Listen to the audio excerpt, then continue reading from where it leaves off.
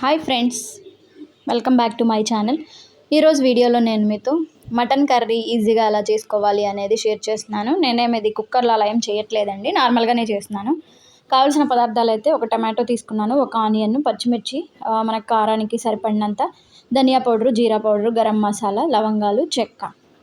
So ఇవన్నీ నేను ఇక్కడ మీకు క్లిప్స్లో యాడ్ చేశాను చూడండి. కొంచెం అల్లం వెల్లుల్లి పేస్టు.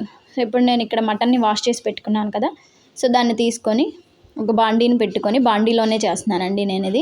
బాండీ హీట్ అయ్యాక కొంచెం ఆయిల్ వేసేసి, ఆయిల్ హీట్ అయ్యాక పచ్చిమిర్చి, ఆనియన్ను రెండు యాడ్ చేసేస్తున్నాను. ఆ రెండింటిని ఫ్రై చేసుకోవాలి.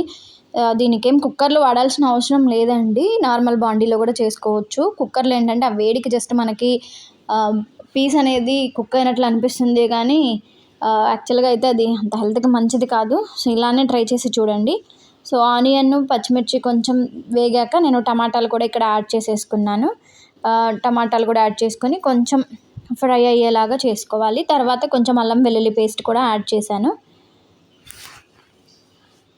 చేసి మొత్తం చక్కగా కలిపేసుకోండి. కలిపేశాక నెక్స్ట్ మటన్ ఇందాక వాష్ చేసి పెట్టుకున్నాను కదా, నేను దీన్ని పసుపు, ఉప్పుతో యాడ్ చేసి పెట్టాను, వేసి వాష్ చేశాను అనమాట. కొంచెం అంటే నాన్ వెజ్ ఏదైనా నీచు వాసన వస్తుంది కదా, సో ఉప్పు పసుపు వేసి కడగడం వల్ల కొంచెం ఏంటంటే బాగుంటుంది, ఆ స్మెల్ అంతా రాకుండా నీచు వాసన అనేది. తర్వాత మటన్ వేసాక ఉప్పు, కల్లుప్పు వేసానండి నేను ఇక్కడ. నెక్స్ట్ వచ్చేసి పసుపు కూడా యాడ్ చేశాను.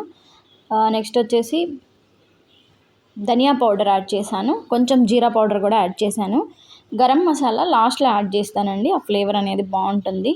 తర్వాత మీకు కారానికి అంటే మీరు కొంచెం నాన్ వెజ్లో ఎక్కువే తింటారు కదా, మీకు ఎంత కారం సరిపోతుంది అనే దాన్ని బేస్ చేసుకొని వేసుకోండి.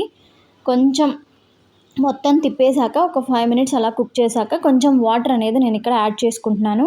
నేనేం మీకు ఇక్కడ 5 minutes కుక్ చేయాలి, 10 minutes కుక్ చేయాలని ఏం చెప్పట్లేదండి, ఎందుకంటే ఒక్కో మటన్ ఒక్కోలా ఉంటుంది. అది మీరు ముక్క పట్టుకొని చూస్తే మీకు అర్థమైపోతుంది. నాకైతే అరౌండ్ ఈ మొత్తం ప్రాసెస్ అవ్వడానికి ఒక 1 hour దాకా అయితే పట్టింది. సో తర్వాత కొంచెం వాటర్ యాడ్ చేశాక మొత్తం బాగా కలిపేసేసి మూత పెట్టేసేసి మళ్ళీ కుక్ చేసేసుకోవాలి.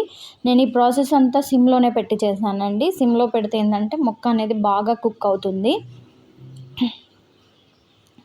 మధ్య మధ్యలో మూత తీసి ఒకసారి పైనుంచి కిందకి అంతా కలుపుతూ ఉండండి, ఎందుకంటే అడుగంటే ఛాన్సెస్ ఉంటాయి కదా, అందుకోసం అనేసి.